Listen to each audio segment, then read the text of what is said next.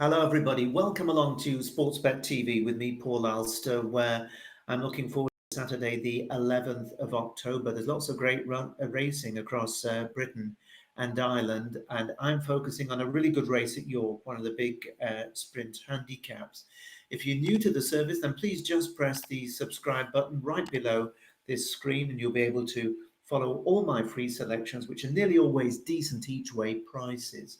And if you're interested in plenty more selections than I'm tipping regularly and with plenty of success as well over at Out in Front, my subscription service at Patreon, the link for which you can find in the description box just below this screen. Well, last week we didn't get a run because Celandine, my selection, was a non-runner on account of the soft ground that occurred at Ascot. Not really forecast to be as soft as it was, but Celandine has actually been declared on Saturday in the finale at Newmarket in a listed race, so she's going at a lower grade. I think she's going to run really well. She won't be an each way prize, probably around 5-2, but if you're interested in one to a shorter price to back for the win, then Celandine on Saturday I think could go well.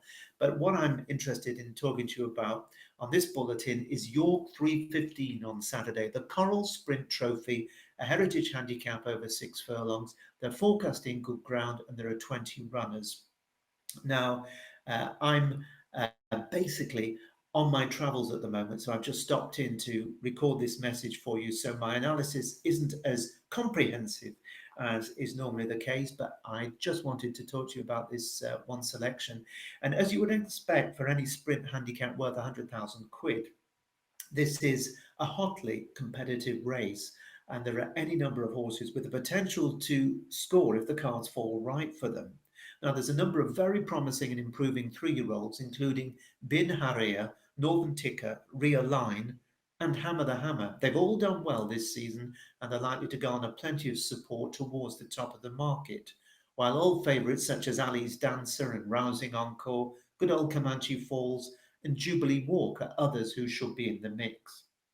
But for my selection, I'm very interested in the prospects of the Irish raider Gleneagle Bay, who's trained by up-and-coming Irish trainer Stephen Thorne and is the mount of David Eakin.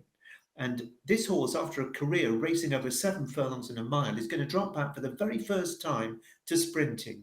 And it's going to be really interesting on what is his 12th career start. Now, Thorne really is a trainer that you should sit up and take notice of if you haven't done already. He's proving himself very, very talented. And that talent has already been spotted by Ammo Racing. And this Gleneagles Bay is running in their colours. That's a big endorsement for Stephen Thorne. Now, Gleneagle Bay ran a mighty race in the spring when he was third in a photo finish for the Victoria Cup behind Hickory over 7 furlongs at Ascot. You may remember that. And then he was strongly fancied after that for the Buckingham Palace handicap at Royal Ascot in June. But he faded late on over the very stiff 7 furlongs and the uphill finish. Not disgraced, came home 10th of the 27 runners behind what was transpired, a handicap snip horse, Never So Brave. After that, Gleneagle Bay was second in the Ahanora handicap at the Galway Festival, and most recently ran fourth in a hot heritage handicap at the Curragh and was third in heavy ground even at Agrapart last time. This 4-year-old goes on any ground, but I think he's particularly effective on a decent surface. And I think, given the fact that he's dropping back in trip, he's a horse who likes to get on with it. I think they're going to let him run, and I think he'll be bowling along and right up there. So you should be able to spot the Ammo silks, those violet silks, right there to the fore. And I'm hoping he gets to the front and keeps going all the way to the line. Gleneagle Bay is 10-1 each way for 5 places, with plenty of major firms at the time of this recording, and I think he's going to run a cracker. So that's my selection here at Sportsbet. A reminder to you, if you're interested in more selections to make up a Yankee or something similar on Saturday, then you can click in the description box below the screen and consider joining me at Out in Front. But for this weekend, this is Paul Alster at Sportsbet saying bye-bye for now and the very best of luck. Bye-bye.